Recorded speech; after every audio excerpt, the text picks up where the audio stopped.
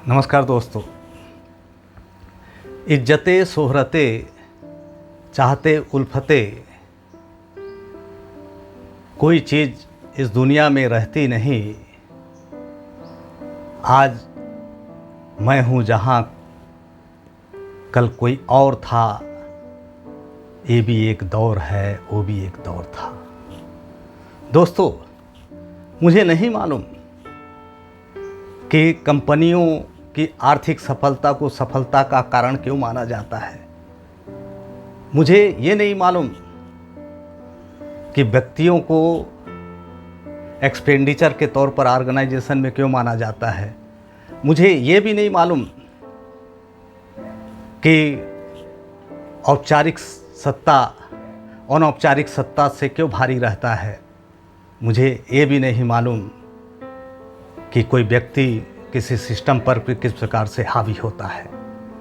हाँ, लेकिन एक चीज़ मुझे अवश्य मालूम है, इसका अंतोगत व परिणाम नेगेटिव आता है और पतन की ओर ले जाता है। दोस्तों, पैराडाइम के सिद्धांत के ऊपर अपन चर्चा करें तो इसके 4 मुख्य घटक होते हैं: आत्मा, शरीर, मस्तिष्क और हृदय। और इन्हीं चारों के इर्द गिर्द हमारा जीवन का ताना बाना बुना जाता है। आप अवगत ही होंगे हिटलर के संबंध में, और शायद गाहे बगाहे हम ये चीज़ तो महसूस करते होंगे कि उसका अंत किस प्रकार से हुआ। किसी भी व्यक्ति को दूसरे व्यक्ति से अंतर या भिन्नता पैदा करने के लिए भविष्य दृष्टि, अनुशासन, जोश और अंतःकरण महती भूमिका अदा करता है। और इन्हीं 4 चीज़ों के ऊपर मैं चर्चा करूं तो भविष्य दृष्टि के दृष्टिकोण से हिटलर आर्य जाति को सर्वश्रेष्ठ जाति के तौर पर स्थापित करने की एक उनकी भविष्य दृष्टि थी। अनुशासन के दृष्टिकोण से कहूँ तो उनकी जो आधुनिक सैन्य थी अनुशासन से भरपूर था। जोश के संदर्भ में चर्चा करूँ तो उनकी सेना पूरे जोश, उनके भाषण में जोशीलापन और ये तमाम चीज़ें के बावजूद हिटलर का नाम इतिहास में किस शक्ल में लिया जाता है, आप शायद अवगत ही होंगे। और इसी संदर्भ में एक जीवन दर्शन मेरे को देखने में नज़र आता है। एन फ्रैंक,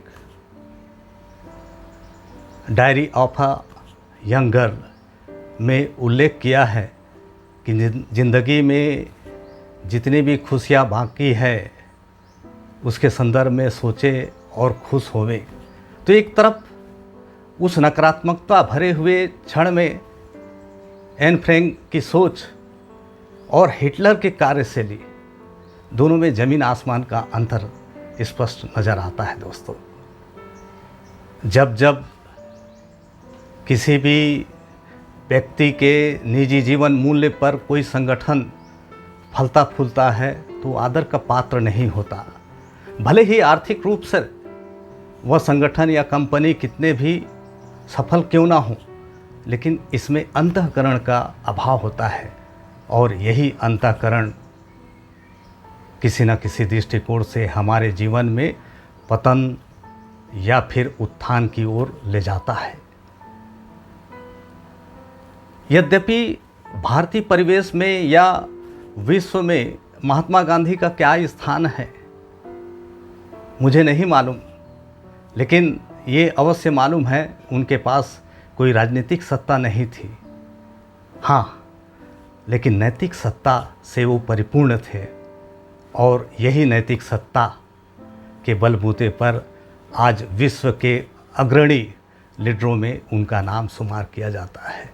और यही अंतर पैदा करता है कि जब जब कोई भी व्यक्ति का जीवन यदि आत्मा के अधीन काम करता है। यदि भविष्य दृष्टि, अनुशासन और जोश आत्मा के अधीन काम करता है तो उस व्यक्ति का व्यक्तित्व कैसा होगा, उसके लीडरशिप में लोग कैसे उन्नति या प्रगति करेंगे। और शायद यही चीज़ हिटलर के संदर्भ में कहा जाए तो भविष्य दृष्टि, अनुशासन और जोश के अधीन आत्मा काम कर रहा था और यही इतने योग्य होने के बावजूद वो देश को, जर्मनी को पतन के रास्ते पर ले गए। तो दोस्तों, कहना नहीं होगा कि जब जब हमारे आत्मा भविष्य दृष्टि, अनुशासन और जोश के अधीन काम करता है तब क्या परिस्थिति बनती है, और जब भविष्य दृष्टि, अनुशासन और जोश आत्मा के ऊपर काम करता है तब उसका रिजल्ट कैसे होता है। तो दोस्तों, जीवन में तमाम अच्छे क्वालिटी के बावजूद यदि हम अंतरात्मा के तौर पर आत्मा को सर्वोपरि यदि अपने जीवन में स्थान नहीं देते तो निश्चित तौर पर इसका दूरगामी परिणाम पतन के तौर पर होता है। दोस्तों, अभी तक का सफ़र यहीं तक।